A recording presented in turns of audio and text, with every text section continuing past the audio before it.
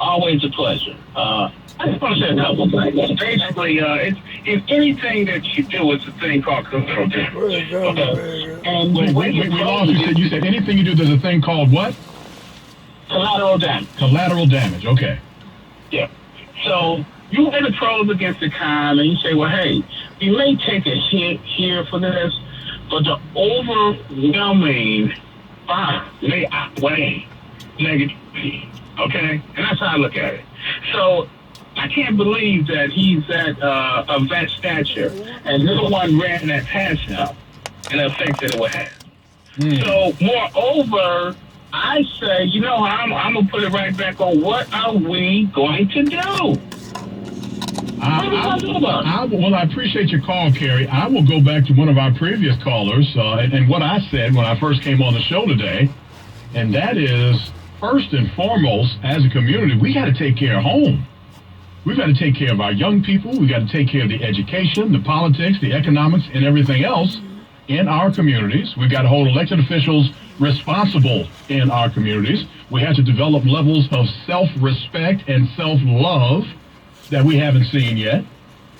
And once we do that, I think these other things will be much easier to deal with.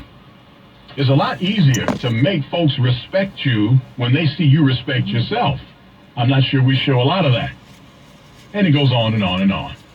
I'll leave it at that. Let me get back to the phone lines where Larry's on line 5. And Larry, good afternoon to you. Hey, hi, Cliff.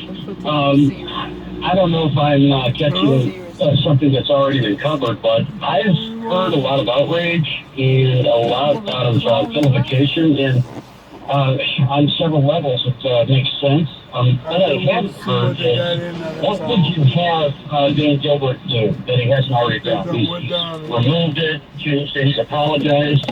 I've heard a lot about what the community should be doing, with boycotting, and that sort of thing. What I haven't heard is, at this point, and would it be acceptable? I can answer that. Oh, yeah, I can certainly answer that. Right, if Dan Gilbert is sincere and there was just a mistake that was made, but he really does want to foster diversity and coming together and unity in Detroit, then talk to somebody like me. I've been around this town for a long time. I was born and raised here. I've been a journalist in this town for 40 years, and I'm not, begging for a job. Don't get me wrong. But I'm saying talk to me and say, look, this is what I'm trying to do in Detroit. This is the image I want to project that is one of inclusiveness and one of prosperity and progress for everybody. I can help him craft those images. I can help him get that message out. Or somebody like me.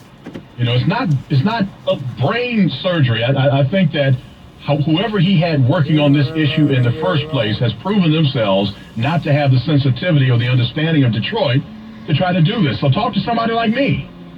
That's all I'm saying. Okay. Look, yeah, it makes great sense. The question is if he comes on, would it be perceived as, you can only tell by way of his tone and the message that he shares with you, but would it be perceived by the audience as a whole as enough for him to come on, or would there have to be additional action that they would see? And if so, what would that look like? I'm just curious, because it might. I don't think he did it out of malice, but it was definitely in poor taste. I don't think anybody denies that. In fact, I don't think he and his folks deny that. Well, I tend to agree with you, Larry, and I appreciate it. I have run out of time, so I appreciate the call. I will say, though, I agree with you. I don't think he did it out of malice. And so, first of all, you get the right people to create the imaging, to create the vision, and then you got to follow through.